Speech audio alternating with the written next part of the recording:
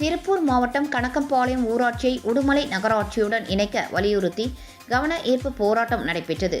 கணக்கம்பாளையம் வருவாய் கிராமம் ஒரு பகுதி நகராட்சியாகவும் மற்றொரு பகுதி கிராம ஊராட்சியாகவும் உள்ளது. இந்த கிராம ஊராட்சியில் 5.74 சதுர கிலோமீட்டர் பரப்பளவில் 32,000த்திற்கும் மேற்பட்ட மக்கள் தொகையும் அடிப்படை வசதிகள் கிடைக்கப்பெறாமல் வசித்து வருகின்றன.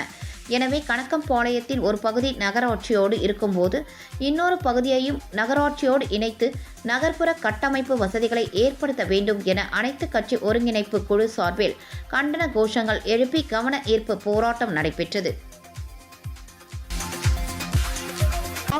கணக்கம்பாளைய பஞ்சாயத்தை நகராட்சியோட இணைக்கணும் அப்படிங்கிறது மக்களுடைய கோரிக்கையாக கனவாக இருந்து கொண்டிருக்கிறது.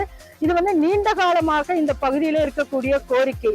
அதாவது கிராம ஊராட்சி பகுதியில பாத்தீங்கன்னா 20 நாட்களுக்கு ஒரு முறை 15 நாட்களுக்கு ஒரு முறை தான் திருமூர்த்தி மலையிலிருந்து வரக்கூடிய அந்த குடிநீர் என்பது வந்து கொண்டிருக்கிறது. ஆனா ஒரு பகுதி நகராட்சியோட இருக்கக்கூடிய பகுதியில தினசரி பாதுகாக்கப்பட்ட குடிநீராக வந்து கொண்டிருக்கிறது.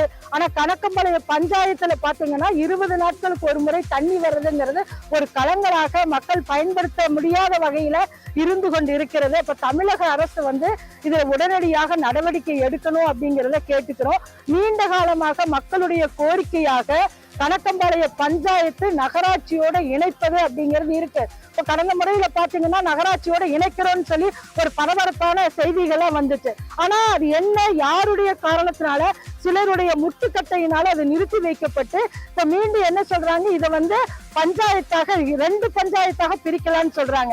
அப்ப இது எப்படி சரியா இருக்கும்? அப்படி செய்தா மக்களை ஒரு பின்னோக்கி செல்லக்கூடிய வகையில தான் இருக்குமே ஒழிய இது வளரணும், வளர்ச்சியை நோக்கி போகணும் அப்படின்னா கணக்கம்பாளைய பஞ்சாயத்தை நகராட்சியோட இணைக்கணும் அப்படிங்கறத எங்களுடைய கோரிக்கையாக வைக்கிறோம்.